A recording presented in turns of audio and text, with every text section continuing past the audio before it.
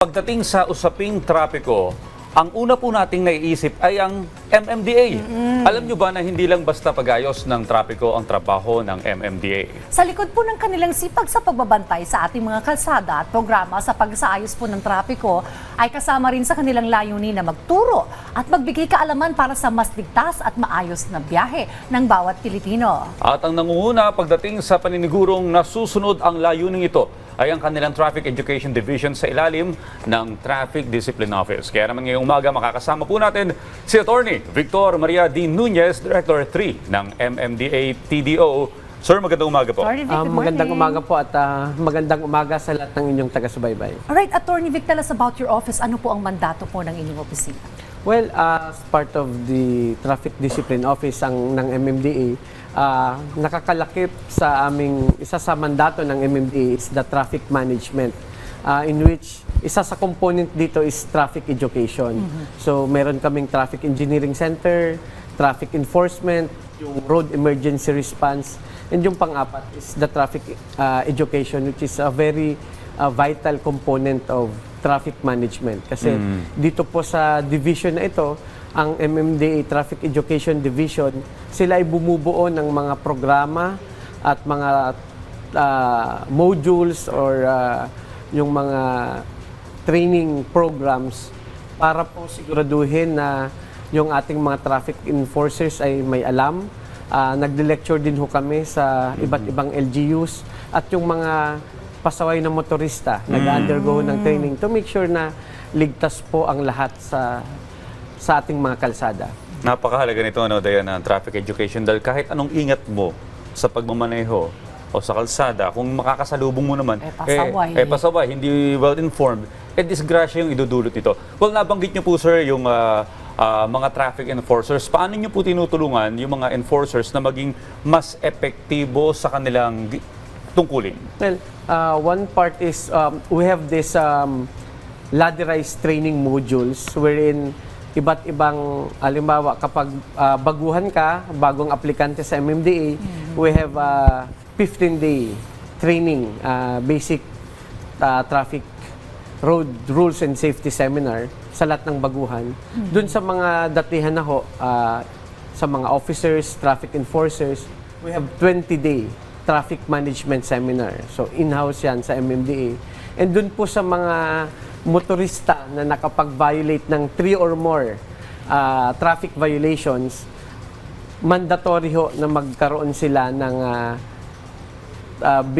training seminar, orientation seminar, half day sa MMDA bago ma-lift ang kanilang suspension ng kanilang driver's license. So, napakahalaga po na component na ito para mabigyang disiplina, matuto ang ating mga motorista ng basic road courtesy and discipline, which is very important sa kalsada. Okay, so may lectures and seminars both for drivers at maging doon sa mga enforcers. Nung nabanggit ninyo na bago pa isa lang yan sa kalsada, meron ng training 15 days sa mga baguhan. So ibig sabihin, equipped na sila ng necessary knowledge and skills para maging enforcer. Pero hindi naman maiwasan, sir, talagang mayroong mga nagre-reklamo, 'di ba? May mga nare-receive tayo may mga pasaway na enforcer naman kasi din eh. Minsan nga yung iba, 'di ba, nagpa-bribe pa sa mga enforcer. Doon po sa mga kunwari magbibigyan ng mga disciplinary actions o mga mairereklamo, meron din po ba tayong trainings or parang refresher para po sa kanila? Yung mga airing officers, we also have a program na parang moral recovery training. Usually nakikipag-coordinate kami sa the last time we had a coordination sa isang seminary school. Yung mga nagturo sa amin galing doon sa seminaryo, sila yung nag-conduct ng moral recovery training. So it is important na hindi lamang alam yung mga basic traffic rules, but we are ready, handa ka morally to fight all the temptations sa kalsada.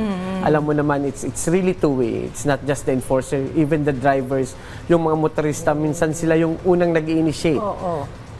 So dapat kung you're equipped morally at paninindigan mo yung integridad bilang isang public servant, dapat labanan yun. At instead na kumbaga entertain mo yung mga bribes, isumbong, reklamo at mapanagot yung mga gawaing mali sa kalsada. It goes both ways. So. Yeah. May mga video ng cellphone kaya minsan hindi nakakalusot. Ano? Pero ito sir, paano sila makakapag-avail ng inyong mga trainings at seminars? Well, ang MMDA po bukas, ang aming ahensya. Marami rin hong sumusulat sa amin, even outside Metro Manila na mga LGUs na nagre-request po ng trainings ng kanilang mga local traffic enforcers. So, pumupunta po ang MMDA sa LGUs at nagkakanda kami ng mga seminars. Bukas ho ang aming tanggapan, sumulat lamang sila sa aming buting chairman, kay Chairman Don Artes, to request for this road safety or traffic management seminar for their local traffic enforcers. Meron din pong mga bus companies na nagre-request na i-train or mag-seminar sa kanilang mga bus drivers. Meron din po mga construction firms kasi mandato rin na nila na kapag may mga roadworks, meron dapat silang mga flagmen or yung mga traffic marshals na kailangan din mag-undergo ng training sa MMDA para alam nila yung gagawin kapag may mga roadworks or construction, lalong-lalo na sa mga major thoroughfares. Okay, so libre po itong mga seminars and trainings Yes na ito. po, libre ho yan. Okay, so kailangan lang sumulat talaga Opo. sa MMDA. So marami na kayo mga naikot na mga LGUs. All over the Philippines. And we even conducted yung aming traffic engineering. Nagkakaroon sila ng mga traffic surveys sa iba't ibang lugar sa Pilipinas. Bilang panghuli, ano pong opinion nyo dun sa mga suggestion na isama sa curriculum itong pag-aaral ng pagmamaneho, yung basic traffic rules? Well, matagal na hong napag-usapan yan na maisama sana sa curriculum yung basic, kumbaga yung road courtesy, road rules and safety, lalong-lalo na sa mga bata. That's why ang MMDA po, meron kaming Road Children Safety Park sa Manila, wherein marami hong dumadayo doon ng mga bata, na-experience nila yung may mga miniature ho kaming footbridge, may mga traffic lights, may mga pedestrians, at tinuturuan yung mga bata ng proper road discipline, road courtesy at early age. So it's very important na mamulat yung ating mga kabataan sa tamang courtesy at disiplina sa kalsada. Well, thank you very much, Attorney Vic Nunez, sa pagbisita po sa amin dito sa Rise and Shine Pilipinas. At napakaganda po ng inyong programang ito para po matulungan po ang ating mga enforcers, ating mga LGUs, and even po ang mga nagmamaneho dito po sa ating mga kalsada. Maraming salamat, Attorney. Maraming salamat po Thank at you. magandang umaga sa inyong lahat.